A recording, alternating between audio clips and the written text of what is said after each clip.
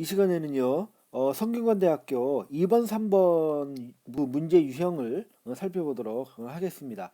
보통 이제 이 평가형 유형이 문제 2번으로 나오고 설명형 유형이 문제 3번으로 나오는 경우가 가장 많기는 합니다. 그렇지만 경우에 따라서는 요 두 개 유형, 그러니까 평가형과 설명형이 2번, 3번에 막 섞여서 나오기도 하고 혹은 동시에 나오기도 하고 이런 좀 변형이 있기도 합니다. 그렇다는 거 좀 알아두시고요. 먼저 첫 번째 그 평가형 그 유형을 먼저 살펴보도록 하겠습니다. 화면에 보이는 2015학년도 논술 가이드북 그 설명을 같이 읽어가면서 내용을 정리를 하도록 할게요. 평가형 문항은 주로 논리적 평가, 즉 제시문에서 저자의 견해가 제대로 정당화되는지 여부를 판단하여 그 문제점이나 한계를 밝히거나 옹호하는 것을 요구하는 문제 유형입니다. 뭐 그냥 일반적인 설명입니다. 그 다음에 평가형 문제는 제시문 자체에 대한 평가, 그리고 관련 자료와 제시문 간의 논리적 관계에 근거한 평가로 나뉘며, 자, 방금 읽은 부분에서 중요한 사항이 나왔는데요. 평가형 문제는 첫 번째로 제시문 자체에 대한 평가, 그 다음에 관련 자료와 제시문 간의 논리적 관계에 근거한 평가로 나뉜다. 이렇게 이야기를 했잖아요. 이게 평가형 문제의 또 두 가지 종류입니다. 첫 번째 그 유형을 보통 내재적 평가 이렇게 이야기하고요. 그 다음에 2번 같은 경우를 외재적 평가 이렇게 이야기를 합니다. 이 두 개가 어떻게 다르냐면요. 그러니까 내재적 평가의 경우는 이것을 평가하는 외부 기준이 나와 있지 않은 겁니다. 그냥 뭐 하나를 딱 보여주고 그 자체를 평가해봐라. 이렇게 문제를 낸다는 거예요. 반면에 외재적 평가는 평가의 기준을 줍니다. 평가의 기준을 새로 제시를 해줘요. 그래 놓고 그 기준에 기초해서 이 평가의 대상을 평가해봐라. 문제가 이렇게 나온다는 것이죠. 그리고요, 보통은 요 외재적 평가의 문제 유형이 출제가 됩니다. 아시겠죠? 계속해서 읽어보면은요, 비판적 평가, 부정적 평가, 대립되는 견해를 담고 있는 제시문을 활용하여 비판하거나 추가적인 반박 근거나 사례를 활용하여 비판하는 유형.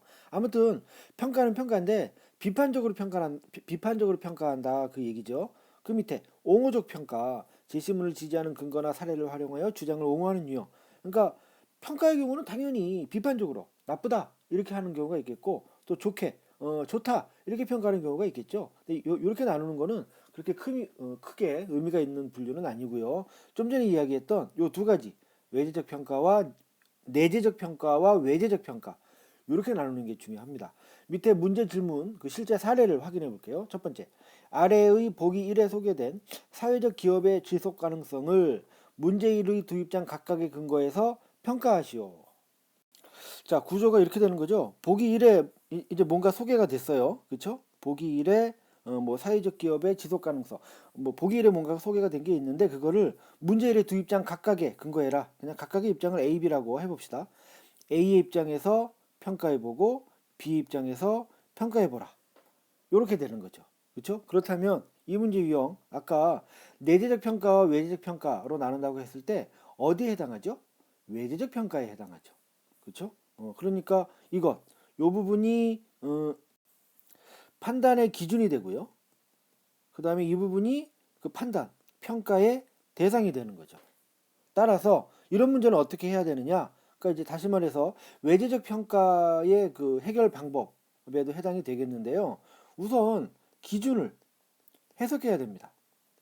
이 기준을. 그래서 방금 봤던 문제의 경우에는 이제 문제 1의 두 입장 각각 이 부분에 대해서 해석을 해야 되는 거죠. 해석을 한 다음 그걸 바탕으로 해서 대상을 평가하는 것이 필요합니다. 그래서 외재적 평가의 경우에는요, 그 분석의 대상이 두 가지인 겁니다. 평가의 기준도 해석해야 되고 평가의 대상도 평가해야 되고요. 자, 그 예시 문제 두 번째 또 보도록 할게요. 설명과 그림 1을 활용하여 문제의 한 입장을 비판하시오. 이렇게 되어 있습니다. 그러면 이 문제는 어떻게 되어 있느냐? 설명이 있고요. 잠깐만요. 예. 설명이 있고요. 그 다음에 그림 1이 있습니다. 설명과 그림 1이 있어요. 이걸 활용해서 문제의 한 입장, 뭐 그걸 또 이제 A라고 합시다. A를 비판을 하는 겁니다. 이걸 가지고. 따라서 이 경우에는 이게 평가의 기준이죠. 그리고 이게 평가의 대상입니다. 그러니까 어떻게 하면 되죠? 우선 이 평가의 기준이 되는 이 설명과 그림 위를 해석해야 됩니다. 그죠? 그 다음에 그걸 가지고 평가의 대상인 A를 평가한다. 역시 외제적 평가 유형입니다. 세 번째 이해도 볼게요. 아래 자료 중 하나를 활용해서 문제일의 두 입장 중 한쪽을 옹호하시오 했습니다. 자, 그러면 아래 자료 중 하나를 활용한다고 합니다. 아래 자료 중에 하나를 뭐라고 할까요? 가라고 합시다. 그걸 활용해서 문제일의 두 입장 중 한쪽을 그냥 A라고 합시다. 그럼 어떻게 하면 되는 겁니까? 가를 가지고 A를 이번에는 비판이 아니라 옹호하면 되는 거죠. 가가 그 평가의 기준이 되고 A가 평가의 대상이 되는 겁니다. 따라서 이 문제도 외제형 평가 유형이다. 그렇게 살펴볼 수가 있습니다. 자, 일단 중간 정리 해볼게요. 평가형 문제는 주로 그 외제적 평가 문제 유형이 많이 나옵니다. 그리고 이런 경우에는 우선 평가의 그 기준이 나오기 마련인데 그것에 대한 해석이 필요하고 그걸 바탕으로 해서 대상을 평가해야 된다. 예, 그렇게 핵심적인 내용을 정리할 수가 있겠습니다. 자, 이제 마지막 밑에 있는 그 작성 포인트 읽어보겠습니다. 이 문제 유형에서 고득점 비결은 비판적 평가의 경우 비판하려는 제시문 자체의 결함이나 한계를 드러내 그것을 상세히 밝히는 데 있습니다. 뭐 비판적 평가의 경우라고 했는데 좀 정확한 설명은 아니고요. 그게 아니고 저기 나오는 내재적 평가의 경우에 어떻게 할 거냐 그 문제입니다. 이럴 때 비판하려는 제시문 자체의 결함이나 한계를 드러내라. 그런 거고 그 다음에 만약 자료를 활용한 경우라면 이게 바로 외제적인 평가의 경우를 이야기하는 거겠죠. 이럴 때는 어떻게 자료가 어떤 점에서 제시문의 내용과 상충하는지를 명확하게 언급하는 것이 필요합니다. 중요합니다 했는데 상충하는지를 언급해라. 결국 그 기준과 평가의 대상을 정확히 비교해야 된다. 그 얘기를 하는 겁니다. 그 얘기 아시겠죠? 비판이 아닌 옹호의 경우에도 사정은 유사하며 자료가 어떤 점에서 제시문을 지지하게 되는지 그 논리적 연관성을 상세히 밝힐수록 좋습니다. 이겁니다. 이거. 평가형 문제는 주로 외제적 평가 유형 문제가 많이 나오고요. 그럴 때는 그 평가의 기준을 먼저 해석해야 되고 그걸 바탕으로 대상을 평가해야 되는데 이럴 때 두 개 사이의 공통점 차이점을 비교하는 것이 필요하다. 이렇게 평가형 유형에 대한 해법을 제시할 수가 있겠습니다. 예시 문제가 하나 나왔는데요. 2011학년도 모의논술이죠. 읽어볼게요. 아래의 보기를 활용하여 문제일의 한 입장을 비판하시오. 예, 보기를 활용합니다. 그걸 가지고 문제일의 한 입장 A라고 할게요. 그거를 비판해라. 이런 문제입니다. 평가형 문제 중 외제적 평가에 해당하는 문제죠. 그래놓고 평가의 기준은 무엇입니까? 아래의 보기입니다. 보기 이걸 가지고 문제를 한 입장 A라고 합시다. A를 비판하라 하는 문제. 따라서 어떻게 해결을 해야 되겠습니까? 먼저 보기에 있는 그 기준이 되는 보기의 내용을 먼저 해석을 해야 되겠죠? 이거 해석한 다음에 1단계, 그 다음에 2단계 요거 그 평가의 대상이 되는 A와 비교 후 이제 평가를 내리는 방식을 취해야 되겠죠. 앞에서 보았던 그 외제적 평가의 그 분석 방식을 그대로 이용하면 되는 문제입니다. 또 이제 그 문제가 나와 있는데요. 2014학년도 모의논술인데요.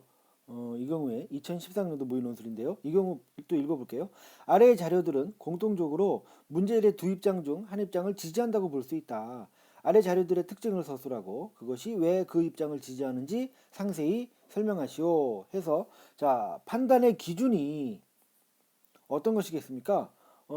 아래의 자료들이 판단의 기준이겠죠. 지금 자료가 자료 1, 자료 2, 자료 3 이렇게 나와 있어요. 이 자료들이 판단의 기준입니다. 그죠? 그 다음에 이거 가지고 어떤 걸 평가를 하느냐?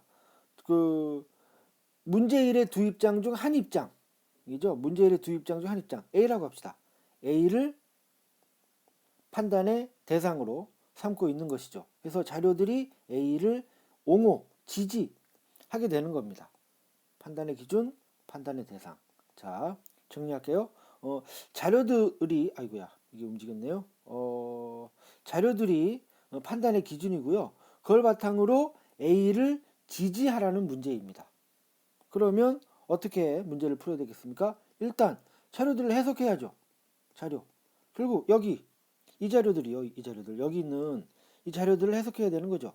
뭐 노마딕 기기 사용 후 이동 패턴의 변화가 일어났대요. 그래서 뭐 이렇게 세 가지가 있는데 보니까 노마딕 기기를 사용한 이후에 대중교통을 더 많이 이용한 그 비율이 상당히 높습니다.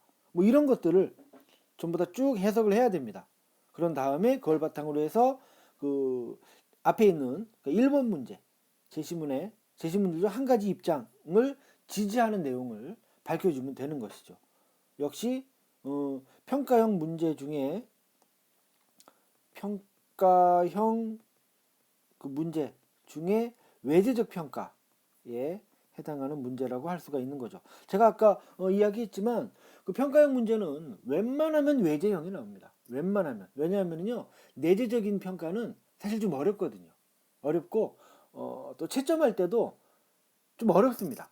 그 답안의 내용이 좀 다양하게 나올 수 있기 때문에 채점할 때도 좀 시간도 많이 걸리고 어려운 점이 좀 있거든요. 그래서 외제적 평가를 많이 그동안 출제를 했었다는 것을 알 수가 있어요.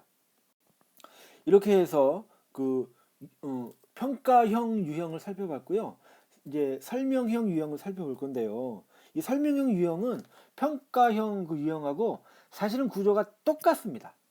다 똑같습니다. 다만 그 대상을 평가하느냐 설명하느냐 요것만 차이가 있을 뿐이에요.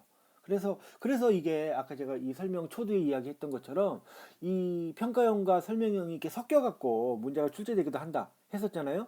그게 그래서 그렇습니다. 구조가 동일하거든요. 접근 방식이 동일합니다. 읽어볼게요. 설명을요. 설명형은 그림이나 통계적 자료를 통해 문제의 사실이나 현상을 제시하고 이를 제시문 속에 들어있는 원리적 견해나 이론에 근거하여 설명 혹은 예측하게 하는 문제 유형입니다. 했는데요. 설명형도 논리적으로는 두 가지 유형으로 나눌 수가 있어요. 첫 번째로 내재적 설명이 있을 수 있고요. 외재적 설명이 있을 수 있는데요. 내재적 설명은 진짜 출제 안 됩니다. 내재적 설명이 뭐냐면 예를 들면 이런 겁니다. 뭐 상대성 원리 논문을 쫙 보여줍니다. 그리고 이거 설명하시오. 이런 문제거든요. 그러니까 좀 논술의 성격에 조금 안 맞는 측면이 있어요. 외재적 설명이 많이 나옵니다. 여기 지금 방금 제가 읽었던 그 설명 내용 중에도 그걸 확인할 수가 있는데요. 이겁니다. 설명형은 그림이나 통계적 자료를 통해 문제의 사실이나 현상을 제시하고 그 다음에 이를 제시문 속에 들어있는 원리적 견해나 이론에 근거하여 설명을 한다. 뭐 설명하게 하는 것이다 했는데 이게 바로 설명의 기준이 되는 것이거든요. 그래서 외재적 그 설명의 경우에 어떻게 되느냐? 일단 설명의 기준이 나옵니다. 나오고 이 기준에 근거해서 설명의 대상을 설명해내야 하는 겁니다. 그렇다면 우리 어떻게 접근해야 되겠습니까? 이 기준 해석해야 됩니다. 기준에 나온 그 뭐 도표, 보통 도표가 많이 나오거든요. 도표 그래프 이런 게 그게 무엇이다. 일단 설명을 해줘야 되고요. 그 다음에 그걸 기초로 해서 대상에 대한 설명을 진행해 나가는 방식을 취하게 되면 되겠습니다. 그 박스 안에 있는 내용 읽어볼 건데요. 여기서부터 읽으면 됩니다. 요 위에 이 부분은 여러분들이 한번 잠깐만 요거 플레이 버튼을 잠깐 스톱 이렇게 하시고 스톱 버튼을 누르시고 잠깐만 읽어보시고 저하고는 여기서부터 같이 읽어보도록 합시다. 자료 해석 과정은 다음 두 가지 방식으로 논술 문항에 포함됩니다. 그러니까 자료가 나오는 경우가 이제 요즘에 이제 트렌드라는 겁니다. 뭐 도표 같은 게 많이 나오는데요. 그게 두 가지 방식이 있다. 첫 번째, 관련 자료를 해석해서 특정한 견해나 이론을 지지 또는 비판하는 방식, 평가형 문항. 그러니까 이거는 평가형 문항 중 그 외재적 평가를 말하는 거죠. 그래서 외재적 평가에서 어떤 그 평가의 기준이 나오는데 그 평가의 기준으로 자료를 제시한다. 그 얘기입니다. 그걸 가지고 대상을 평가하는 문제 유형이 있다. 지금 그 얘기를 한 거고요. 두 번째, 관련 자료를 통해 주어지는 문제 사실 또는 현상을 올바로 해석하고 그에 대한 설명을 제시하는 방식, 설명형 문양 했는데 이거 1번하고 똑같습니다. 그러니까 이 설명형 문장은 그러니까 설명형 방식 중에 외재적 설명의 방식을 설명한 그 이야기한 것이고요. 설명의 기준이 나오는데요. 그 기준이 자료로 제시가 된다는 얘기입니다. 그리고 그걸 가지고 대상을 설명해 봐라 이런 얘기입니다. 그러니까 똑같은 문제 유형이죠. 그렇죠? 다시 한번 뭐 또 정리해 보면 이럴 때 이거 기준이 되는 자료에 대한 해석이 먼저 돼야 되는 것이고요. 그 다음에 그 대상을 평가형이었다면 평가를 하고, 그 다음에 설명형이었다면 설명을 한다. 이런 식으로 접근하면 되는 거겠죠. 그리고 이제 이 과정에서 이 두 개 사이에 비교 대조를 해야 되는 것이다. 이렇게 이야기하면 되겠습니다. 자, 밑에 문제 질문 방식의 예를 읽어볼게요. 자, 예 1. 아래 그림들이 결합해서 보여주는 현상을 설명하시오. 자, 여기까지만 놓고 보면 내재적 설명입니다. 추가 자료가 없잖아요. 그냥 아래 그림들을 설명해라 이런 문제니까요. 근데 그 뒤를 읽어보면 단 문제 1의 두 입장 중에서 이 현상을 보다 적절히 설명하는 입장에 근거하시오. 보다 적절히 설명하는 입장을 A라고 합시다. 그 문제 1에 이제 두 입장이 나올 거잖아요. A 입장, B 입장. 근데 두 개 중에 어떤 게 더 적절한지는 여러분이 골라야 되는 거죠. 그걸 안 가르쳐 준 거죠. 찾아냅니다. 그래서 찾아봤더니 A 입장이 설명할 때 적절하더라. 이렇게 찾아내면 됩니다. 그런 다음에 그걸 가지고 아래 그림들을 설명해라. 이런 문제입니다. 따라서 A 입장이 그 설명의 기준이고요. 그걸 가지고 아래 그림들을 설명해라. 이런 문제 방식인 거죠. 아시겠죠? 그 다음에 얘 2번 또 볼게요. 그림 1의 결과가 왜 발생하는지 앞에 제시문 1에서 제시문 4까지의 논점과 연관시켜 설명해라 했습니다. 그러면 앞에 제시문 1에서 제시문 4까지의 논점을 그냥 A라고 해봅시다. A를 가지고 뭐요? 그림 1의 결과를 설명하라는 문제죠. 그죠? 자, 얘 3번 볼게요. 자료가 보여주는 현상을 문제 1의 입장들과 연관시켜 각각 설명하랍니다. 그러면 문제 1의 입장들이 두 가지가 있죠. A 입장이 있고 B 입장이 있는데 그거를 연관시켜서 각각 설명하라고 했으니 어떻게 하면 되느냐? A 입장에 근거해서 자료를 설명하고요. 그죠? 거기서 끝내는 게 아니고 이번에는 B 입장에 근거해서 자료를 또 한번 설명해 줘야 되는 거죠. 이렇게 하면 됩니다. 그래서 지금 여기 보면 뭐 1번, 2번, 3번 문제 유형 나와 있는데 다 전부 다 어떤 형식의 문제죠? 외제적 그 설명형의 문제 형식인 거죠. 그렇죠? 그럴 때 이럴 때 어떻게 접근을 해야 된다? 우선 그 해석의 기준이 되는 그것 해석의 기준 보통 이제 자료가 나오는 경우가 많은데 그거 해석하고 그 다음에 그걸 바탕으로 설명의 대상과의 비교 대조를 통해서 설명을 진행한다. 이렇게 정리를 할 수가 있겠죠. 자, 이제 마지막 부분인데요. 2011학년도 수시 논술 그 기출 문제군요. 봅시다. 아래의 보기 2가 보여주는 실험 결과를 문제의 한 입장에 근거하여 해석하시오. 그렇죠? 이제는 알겠죠? 설명형 문제 중 외제적 설명의 문제구나라고 할 수 있고요. 문제 1의 한 입장에 근거해야 됩니다. 그걸 A라고 합시다. 그걸 가지고 뭘 해석합니까? 아래 보기 2가 보여주는 실험 결과를 해석해야 됩니다. 그렇죠? 그러니까 A를 가지고 보기 2의 실험 결과를 해석, 설명해야 하는 것이죠. 따라서 이 부분에 대한 이제 해석이 돼야 되는데 이건 문제 1의 한 입장이었기 때문에 문제 1번을 서술할 때 서술이 되었을 거죠. 그러니까 이 부분에 대한 설명을 길게 할 필요는 없습니다. 아무튼 그렇게 한 다음에 이것과 보기 2를 비교 대조해야 되는데 보기 2가 보여주는 실험 결과가 이거잖아요. 그러니까 이거요, 이거. 그러니까 이게 이제 해석이 돼야 되는 거죠. 응? 해석을 해서 이게 어떤 의미다라는 거를 요 보기 2에서 해석을 하고 그 다음에 이걸 근거해서 그 문제의 한 입장인 A와 보기 2에 나온 그 실험 결과에 대한 해석을 이제 비교 대조하는 과정을 거치고 그 다음에 이제 해석을 진행하면 되는 것이겠죠. 그래서 이 문제도 똑같이 앞에서 이야기했던 그 외제적 설명 방식의 구조를 정확히 따라가고 있다. 이렇게 이야기할 수 있습니다. 오늘 설명했던 것을 전체적으로 다시 한번 짧게 정리하고 마치도록 하겠습니다. 그 평가형 유형이 있었고요. 그 다음에 설명형 그 문제 유형이 있다. 이렇게 이야기를 했는데 두 가지가 전부 다 가장 많이 나오는 문제 유형은 외제적 평가형 혹은 설명형 문제다라고 이야기했고요. 이럴 때 그 문제 구조는 그 평가 혹은 설명의 기준이 나오고요. 그 기준에 근거해서 설명의 대상 혹은 평가의 대상을 이제 서술해야 되는 방식입니다. 그래서 이럴 경우에 이 기준, 이게 이제 도표 그래프가 나올 경우가 많다 그랬어요. 뭐 그게 꼭 아닐 수도 있겠지만 아무튼 그럴 때가 많은데 이거 해석해야 되고요. 그 다음에 그 설명 혹은 평가의 대상을 해석해야 될 수도 있고 혹은 이게 앞에 1번 문제에서 이미 해석이 돼 있을 수도 있습니다. 그런 다음에 그거를 둘 사이에 비교 대조 하는 과정을 거쳐서 뭐 평가를 하든지 뭐 설명을 하든지 하면 되는 것이다. 이렇게 설명을 할 수가 있겠습니다. 예, 여기까지 하도록 할게요.